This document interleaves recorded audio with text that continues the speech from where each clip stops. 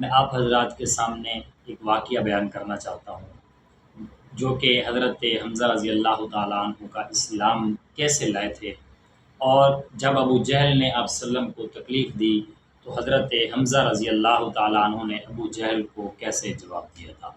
آپ صلی اللہ علیہ وسلم تبلیغ کر رہے تھے، اور اسی تبلیغ کے دوران کہ آپ صلی اللہ علیہ وسلم کو ابو جہل نے مارا۔ ابو جہل بھی موجود تھا، اس کے غلام دوست احباب موجود تھے، اور آپ صلی اللہ علیہ وسلم پر تشدد کیا، حتیٰ کہ آپ صلی اللہ علیہ وسلم کے سر سے خون آنے لگا، اور اس بدبخت اور بے غیرت نے آپ وسلم کی گردن پاؤں رکھ لیا تھا، سینے پر پاؤں رکھ لیا تھا، اور مارنا چاہا آپ وسلم کو۔ اللہ نے حفاظت فرمائی، اور آپ وسلم غمزدہ ہوئے، پریشان ہوئے۔ حضرت حمزہ رضی اللہ تعالیٰ عنہ جو تھے، باندھی تھی، وہ دیکھ رہی تھی۔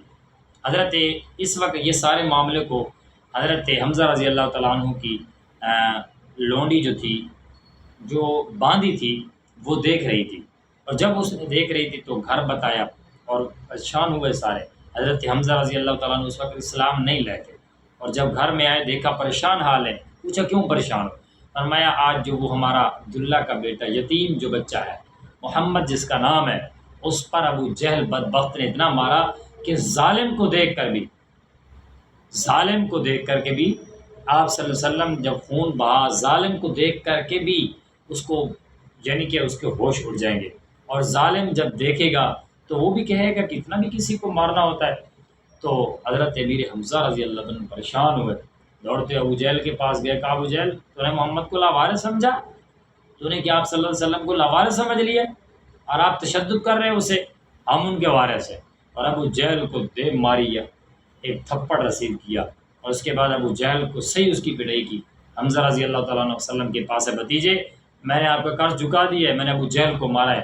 آپ صلی اللہ علیہ وسلم نے فرمایا میرا دل خوش نہیں ہوا۔ فرمایا کیوں؟ فرمایا جب تم اسلام لاؤ گے حمزہ، میرا دل خوش ہو جائے گا، اور میں بدلہ لینے کے لیے نہیں، میں دل خوش کرنے کے لیے، مجھے اسلام آپ کی ضرورت ہے کہ آپ اسلام لے آؤ۔ حضرت حمزہ رضی اللہ تعالیٰ اسی وقت کلمہ پڑھا اور اسلام قبول کر لیا۔ یہ آپ صلی اللہ علیہ وسلم کی دشمن کے بارے میں رائے تھی، دشمن کے بارے میں یہ کہتے، ہر وقت پریشان تھی اسلام میں داخل ہو جائے، اپنی ذات کا بدلہ نہیں لیتے تھے کسی سے، معاف کر دیتے تھے اسے۔